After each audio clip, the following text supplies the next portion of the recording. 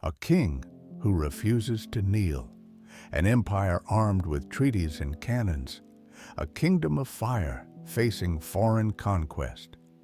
This is the story of Béhanzin, last independent king of Dahomey. He wasn't defeated.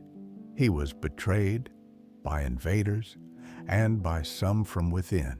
Before colonization, West Africa was home to powerful and structured kingdoms. The kingdom of Dahomey, inhabited by the Fawn people, was among the most feared and respected.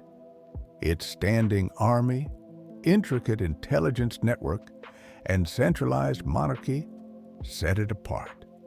One famous artifact, often shown as Béhanzin's throne, was in fact built during the reign of King Gezo, 1818-1858. The shark symbol, aggressive, swift, and fierce, became a royal emblem. Béhanzin didn't craft it, but he carried its meaning.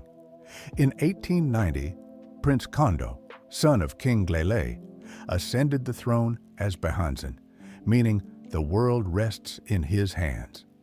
At 45, he was educated, tactically sharp, and utterly unwilling to be ruled by foreigners. France coveted Dahomey's resources, especially palm oil. They already controlled nearby Porto Novo, ruled by Toffa I, a French ally and Béhanzin's political enemy. Toffa, trained by the French, invited colonial protection. Béhanzin, by contrast, declared outright resistance. He refused all protectorate offers and saw Toffa as a traitor. On April 20th, 1890, Béhanzin's forces attacked French-aligned positions at Achukpa. His army, 9,000 troops, including 2,000 elite women warriors, the famed Amazons. Despite bravery, Dahomey lost more than 1,500 men in a bloody clash. The war had begun. From 1892 onward, Béhanzin intensified the war. His forces launched guerrilla ambushes, moved silently through forests, and leveraged spiritual beliefs, even sacred trees, to coordinate and resist. The Amazons terrified enemy soldiers. They were not a myth, but a battle-hardened military corps.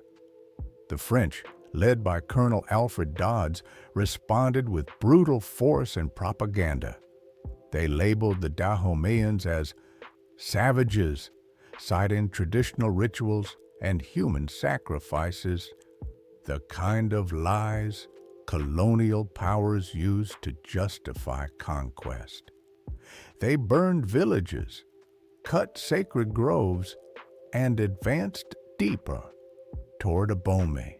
As the war dragged on, internal tensions grew. Some members of Béhanzin's own royal family betrayed him, aiding the French or sabotaging his supply lines. In November 1892, the French reached Abomey, but Béhanzin had already evacuated north, refusing to surrender. Then came the final deceit. In January 1894, Béhanzin agreed to temporarily board a French ship on one condition, that he would be taken to France to negotiate directly with President Sadi Carnot. But it was a lie. Instead of France, the ship carried him into exile, first to Martinique, then Algeria. He had been tricked, not conquered. Béhanzin spent his last years in Blida, Algeria, far from his homeland.